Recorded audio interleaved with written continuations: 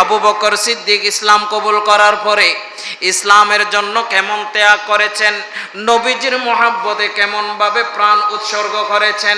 হিজরতের সময় নবীজি যখন হিজরত করতেছিলেন, হিজরতের সময় গারে সুরের মধ্যে গিয়ে, হেরা গুহার মধ্যে গিয়ে, পাহাড়ের মধ্যে ঢুকে গেলেন, নবীজিকে সাথে নিয়ে ঢুকে গেলেন। ওই গর্তের ভিতরে হযরতে আবু বকর সিদ্দিক আমার নবীকে নিয়ে ঢুকে গেলেন। যখন রাত যাপন করতে লাগলেন, ওই গর্তের মধ্যে অনেক কতগুলা ছিদ্র ছিল, 70টা কিংবা আরো বেশি ছিদ্র। এক একটা ছিদ্র হযরতে সিদ্দিক আকবর রাদিয়াল্লাহু তাআলা আনহু চাদর মোবারক ছিঁড়ে ছিঁড়ে ছিঁড়ে ছিঁড়ে ছিদ্রগুলো নেড়ে দিলেন। হঠাৎ করে দেখা যায় এক পর্যায়ে একটা ছিদ্র এখনো বাকি আছে। হযরত আবু বকর সিদ্দিক রাদিয়াল্লাহু তাআলা আনহু পায়ের বৃদ্ধ আঙ্গুলে দিয়ে চেপে ধরলেন। ওই ছিদ্রের মধ্যে চেপে ধরলেন, কোনো বিষাক্ত কোনো জিনিস যেন ওই গর্তের ভিতরে ঢুকতে না পারে। এইভাবে হযরতে সিদ্দিক আকবর হিজরতের রাতে নবীর জন্য এমন ভাবে প্রাণ উৎসর্গ করে দিলেন। এখন ওই সময়ের মধ্যে একজন সর্প, একজন সাপ ওই নবীজির সাথে সাক্ষাৎ করার জন্য এসেছেন, দেখা করার জন্য এসেছেন, নবীজির দিদার পাওয়ার জন্য এসেছেন। দেখা যায় গর্তের ভিতরে ঢুকতে না পেরে ওই সাপ আবু বকর সিদ্দিকের পায়ের আঙ্গুলের মধ্যে টক্কর দিয়ে আঘাত করে ওই সর্প চলে গেলেন। এখন সাপের বিষাক্ত কামড়ের মাধ্যমে হযরত আবু বকর সিদ্দিকের শরীর ঝরঝরিত ব্যথা, পুরো শরীরের মধ্যে বিষ প্রয়োগ হয়ে গেছে, শরীর ব্যথা হয়ে গেছে। হযরত আবু বকর সিদ্দিক দুই চোখের পানি ছেড়ে দিয়ে কান্দে, এখনো পর্যন্ত নবীকে ডাকে না। আবু বকর সিদ্দিকের চোখের পানি ফেড়ে ফেড়ে টেপ্পের করে করে চোখের পানি ফেলে ফেলে আবু বকর সিদ্দিক কান্দে। হঠাৎ করে আমার নবী, দয়াল নবী রহমাতুল লিল আলামিন যখন চোখ খুললেন, চোখ খোলার পরে দেখে আবু বকর সিদ্দিক তুমি কেন কান্না করতেছো? আবু বকর সিদ্দিক ডাক দিয়ে বলে, ইয়া রাসূলুল্লাহ, ইয়া হাবিবাল্লাহ, একজন সাপ এই গর্তের ভিতর ঢুকতে না পেরে আমাকে আঘাত করে চলে গেছে। আমার শরীর অনেক বিষাক্ত হয়ে গেছে। নবী ডাক দিয়ে বলে, আবু বকর তুমি আমাকে কেন ডাকো নাই? আমাকে ডাকলে তো আমি উঠে যেতাম। এখন আবু বকর সিদ্দিক নবীজির সাথে কত আদব দেখাচ্ছে, তাজিম দেখাচ্ছে। ইয়া রাসূলুল্লাহ, আমার জান চলে যেতে পারে, প্রাণ চলে যেতে পারে, আপনার ঘুমের কষ্ট হবে বিদায়, আমি আপনাকে ঘুম থেকে জাগরণ করি নাই, জাগ্রত করি নাই। আমার নবী ডাক দিয়ে বলে, আবু বকর চিন্তার কোনো কারণ নাই, এখানে তো কোনো ডাক্তার নাই, বৈদ্য নাই, এখানে কোনো মেডিসিন নাই। আবু বকর তুমি কে? কোনো আমি নবীকে চিনো না? আমি নবী রহমাতুল লিল আলামিন ছাড়া এখন তোমার পাশে কেউ নাই। আবু বকর তোমার ক্ষত স্থান, আঘাতের স্থানটা দেখাও, কোথায় তোমাকে সাপে আঘাত করেছে। সাথে সাথে আমার দয়াল নবী রহমাতুল লিল আলামিন থুতু মুবারক নিয়ে আবু বকর সিদ্দিকের কত স্থানের মধ্যে লাগিয়ে দিলেন। লাগিয়ে দেওয়ার সাথে সাথে আবু বকর সিদ্দিকের পুরো শরীর ঠান্ডা হয়ে যায়, শীতল হয়ে যায়, বিষ দূর হয়ে যায়। চিৎকার দিয়ে বলেন না সুবহান, আরো জোরে বলেন না সুবহান। যারা ইসলাম ধর্মের ভিতরে আছে, আমরা আপনারা সবাই ইসলাম ধর্মে আমরা আছি, তাহলে আমাদের জাতিগতভাবে আমাদের নাম হলো মুসলিম। আসেন, পৃথিবীতে অনেক ধর্ম যদিও দেখা যায়, কিন্তু আদম আলাইহিস সালাম থেকে মা হাওয়া থেকে শুরু করে পৃথিবীতে যত ধর্ম আছে, ধর্ম এগুলা ভাগ হয়েছে দুনিয়ার জমিনে এসে। কিন্তু আদম সন্তান যখন মায়ের গর্ভ থেকে যখন পৃথিবীর জমিনে যখন কোনো আল্লাহর বান্দা যখন দুনিয়াতে ভূমিষ্ঠ হয়, সে মুসলমান হয়ে, মুসলিম হয়ে জন্মগ্রহণ করে। জোরে বলি সুবহানাল্লাহ। এরপরে বিভিন্ন ধর্ম, আপনি হিন্দু, বৌদ্ধ, খ্রিস্টান, যত ধর্ম আছে এদেরকে যদি প্রশ্ন করা হয় সবাই উত্তর দিবে যে আমরা ছোটকাল থেকে ছোটবেলা থেকে যখন বড় হয়েছি আমরা আমাদের বাপ দাদার শিখানো ধর্ম তাদেরকে অনুসরণ করে করে আমাদের পিতামাতা যেদিক গেছে আমরা সেই দিকে গেছি। আমাদেরকে যেটা শিক্ষা দেওয়া হয়েছে আমরা আমাদের পিতামাতা থেকে সেই শিক্ষাটা গ্রহণ করে আমাদের আপন আপন ধর্মের গুলো নাম হয়েছে। কিন্তু ধর্ম মূলত শ্রেষ্ঠ ধর্ম, আল্লাহ পাকের মনোনীত ধর্ম, সেই ধর্মের নাম হলো ইন্নাদ-দীনা ইনদাল্লাহিল ইসলাম। এটা হলো পরিপূর্ণ ধর্ম, শ্রেষ্ঠ ধর্ম। ইসলাম শ্রেষ্ঠ ধর্ম বলে, ইসলাম একমাত্র আল্লাহর মনোনীত পছন্দনীয় ধর্ম বলে, এই ইসলামের মধ্যে আল্লাহর হাবিবে মুস্তাফা সাল্লাল্লাহু আলাইহি সাল্লাম দুনিয়ার জমিনে আসার পরে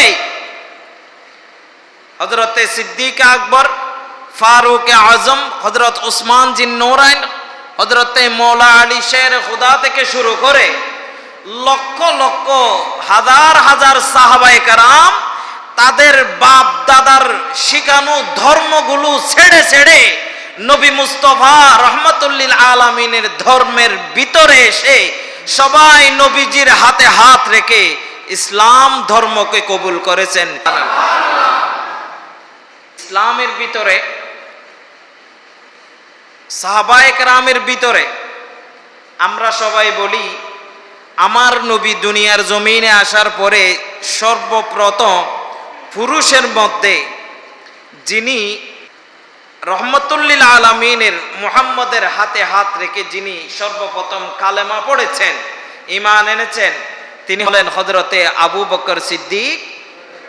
সুবহানাল্লাহ বলেন।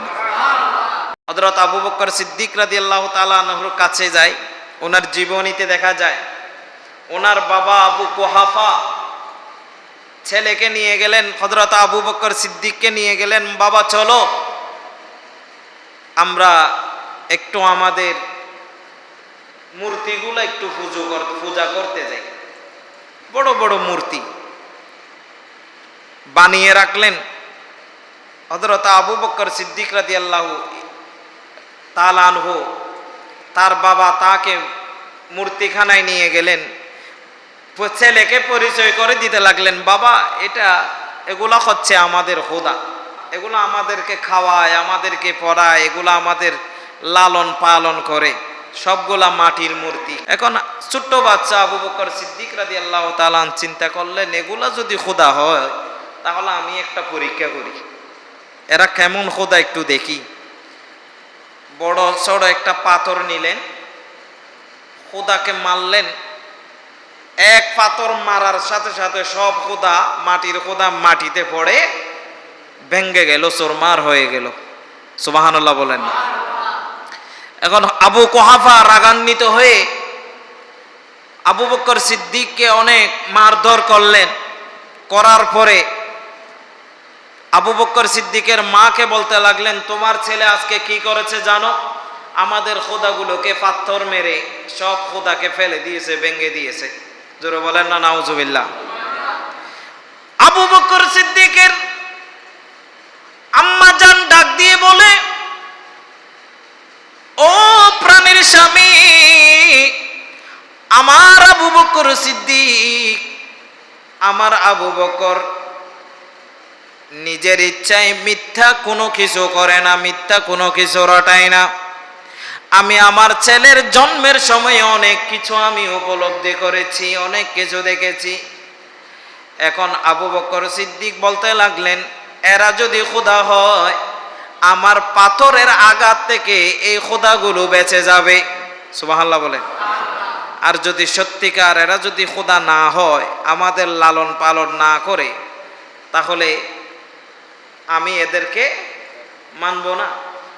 বাবাকে বললেন, মাকে বললেন, মা এই যে খোদাগুলো, মূর্তিগুলো দেখা যাচ্ছে, এরা সামান্য আমার পাথর থেকে, মায়ের থেকে তারা বাঁচতে পারে নাই, আর তারা আমার কি উপকার করবে? জোরে বলেন না সুবহানাল্লাহ, আরো জোরে বলেন সুবহানাল্লাহ। এভাবে যেতে যেতে হযরতে সিদ্দিক আকবর দেখেন, এরা কেউ প্রথম প্রাথমিকভাবে ইসলাম ধর্মে ছিল না। হযরত ওমর ফারুক, উসমান জিন্নুরাইন, মাওলা আলী শের খুদা, বিশেষ করে হযরত ওমর ফারুক রাদিয়াল্লাহু তাআলা কাফেরদের মধ্যে এক সময় মক্কার মধ্যে ঐতিহাসিক, মক্কার মধ্যে অনেক শক্তিশালী প্রভাবশালী একজন ব্যক্তি ছিল ফারুক আজম। ইসলামের ঘোরতর বিরোধী ছিল, মুসলমানদের ঘোরতর বিরোধী ছিল। মুসলমানকে এক সময় হযরতে ফারুক আজম সহ্য করতে পারত না। যখন ইসলাম ধর্ম কবুল করলেন, আবার কাফেরদের বিরুদ্ধে, কাফেরদের বড় শত্রু হয়ে গেলেন, কাফেরদের বিরুদ্ধে বড় লড়াই করতে লাগলেন। জোরে বলেন সুবহানাল্লাহ। এক সময় মুসলমানদের গুরুতর শত্রু ছিল, মুসলমানদের প্রতি কঠোর ছিল। যখন ইসলাম ধর্ম কবুল করলেন হযরতে ফারুক আজম, ইসলাম ধর্ম কবুল করার পরে আবার কাফেরদের প্রতি কঠোর হয়ে গেলেন। জোরে বলেন সুবহানাল্লাহ। এবার ফারুক আজম হযরতে আবু বকর সিদ্দিক কেমন করে ইসলাম কবুল করেছেন, এ দুনিয়ার মানুষ, হযরতে আবু বকর সিদ্দিক রাদিয়াল্লাহু তাআলা আনহু যখন ইসলাম ধর্ম কবুল করলেন, ইসলাম ধর্ম কবুল করার পরে মক্কার কাফেররা ফারুক হযরতে আবু বকর সিদ্দিকের বিরুদ্ধে লেগে গেল। হযরতে আবু বকর সিদ্দিকের শত্রুতা শুরু করে দিল। বড় বড় মক্কার কাফেররা, আবু জেহেল, আবু লাহাব, নিজের গোত্রীয়, নিজের পরিবার আত্মীয় স্বজন সবাই হযরত আবু বকর সিদ্দিকের বিরুদ্ধে চলে গেল। আবু বকর সিদ্দিকের বিরুদ্ধে যখন চলে গেল, এক সময় এমন পর্যায়ে আবু বকর সিদ্দিককে মক্কার কাফেররা আটক করে, মক্কার কাফেররা বন্দী করে মারতে লাগলেন। এমন মারতে আবু বকর সিদ্দিকের মাথায় আঘাত করলেন, চোখের মধ্যে আঘাত করলেন এবং বুকের মধ্যে আঘাত করলেন। আবু বকর সিদ্দিককে ডাক দিয়ে বলে, মক্কার কাফেররা, ও আবু বকর, বাপ দাদার ধর্ম ছেড়ে কেন মুহাম্মদের ধর্ম গ্রহণ করলি? এক্ষুনি কলেমা ছাড়ি দে, আমাদের বাপ দাদার ধর্মের মধ্যে আবার চলে আয়। আবু বকর সিদ্দিক ডাক দিয়ে বলে, ও আমার আত্মীয় স্বজন মক্কার কাফেররা, শোনো শোনো, আমি আবু বকর সিদ্দিকের জান চলে যাবে, আমার আবু বকর সিদ্দিকের প্রাণ চলে যাবে যেই তারিখ থেকে মুহাম্মদের ধর্ম গ্রহণ করেছি, যে দিন থেকে ইসলাম ধর্ম কবুল করেছি, খোদা কি কসম, আমার জান চলে যেতে পারে, প্রাণ চলে যেতে পারে, এক মুহূর্তের জন্য আমার নবীর ভালোবাসা, মুহাম্মদের ভালোবাসা আমার অন্তর থেকে এক সেকেন্ডের জন্য আমি বিচ্ছিন্ন করতে পারবো না। চিৎকার দিয়ে বলেন না সুবহান, আরো জোরে বলেন না সুবহান। আবু বকর সিদ্দিককে মারতে এক পর্যায়ে আবু বকর সিদ্দিক বেহুশ হয়ে পড়ে গেলেন, মক্কার মধ্যে বেহুশ হয়ে গেলেন, হোশ হারিয়ে ফেললেন। একটু পর যখন হোশ চলে আসলো, মা এসে ডাক দিয়ে বলে, আবু বকরলে, সকাল থেকে কিছু খাও নাই বাবারে, মক্কার কাফেররা তোমাকে অনেক মারধর করেছে, আব্বুরে একটু খাবার খাও, পানি খাও। আবু বকর সিদ্দিক ডাক দিয়ে বলে, মা রে, আমি ততক্ষণ পর্যন্ত পানি মুখে নিব না, ততক্ষণ পর্যন্ত আমি পানি পান করতে পারবো না, যতক্ষণ পর্যন্ত দয়াল নবী রাসূলুল্লাহর কাছে রাসূলুল্লাহর চেহারা আমি দেখি নাই, আমার নবীজির খবর কি খবর আমি যতক্ষণ পর্যন্ত জানবো না, যতক্ষণ পর্যন্ত আমার দয়াল নবীর চেহারা দেখবো না, ততক্ষণ পর্যন্ত আমার জান চলে যাবে, দুনিয়ার কোনো খাবার খাবো না। চিৎকার দিয়ে বলেন সুবহান, আর জোরে বলেন না সুবহান। আবু বকর সিদ্দিকের কেমন নবী প্রেম, কেমন নবী প্রেম। আবু বকর সিদ্দিক কাফেরদের অনেক কষ্ট ত্যাগ স্বীকার করার পরও, অনেক কষ্ট তার উপর হয়ে গেছে, এরপরও ইসলাম ছাড়ে নাই, ইসলাম নবীজির দামান ছাড়ে নাই। উচ্চস্বরে বলেন না সুবহানাল্লাহ। এবার হযরতে ফারুক আজম, তিনার বিরুদ্ধেও কাফেররা তিনাকে যেভাবে আবু বকর সিদ্দিককে কাফেররা সরাসরি আক্রমণ করেছে, হযরতে ফারুক আজমকে সেভাবে সরাসরি আক্রমণ করতে পারে নাই। কারণ হযরতে ফারুক আজম মক্কার জমিনে তার একটা শক্তি ছিল, তার একটা দাপট ছিল, তার একটা শক্তি ছিল। সবাই ফারুক আজমকে ভয় করত, সহজে তার কাছে ধারে যেত না।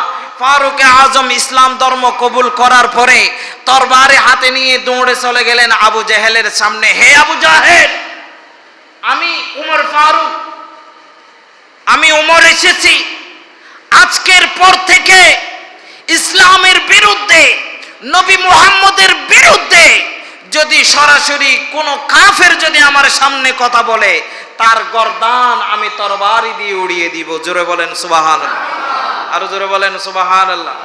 এভাবে মওলা আলী শের খুদা শিশুকাল একেবারে 10 বছর বয়সে আমার নবীজির দামান ধরে ইসলাম কবুল করেছেন এবং ছোট কাল থেকেই হযরতে মওলা আলী শের খুদাকে আমার নবী লালন পালন করেছেন, নবীজির খেদমত করেছেন।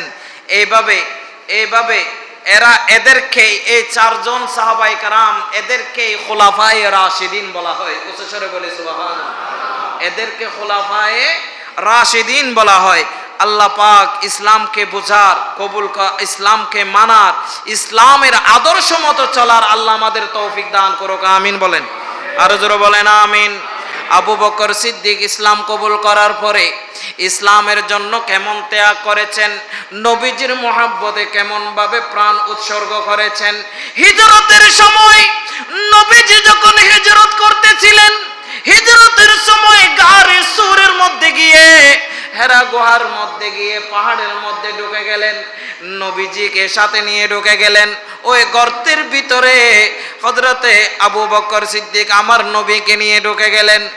যখন রাত যাপন করতে লাগলেন, ওই গর্তের মধ্যে অনেক কতগুলা ছিদ্র ছিল, 70টা কিংবা আরো বেশি ছিদ্র।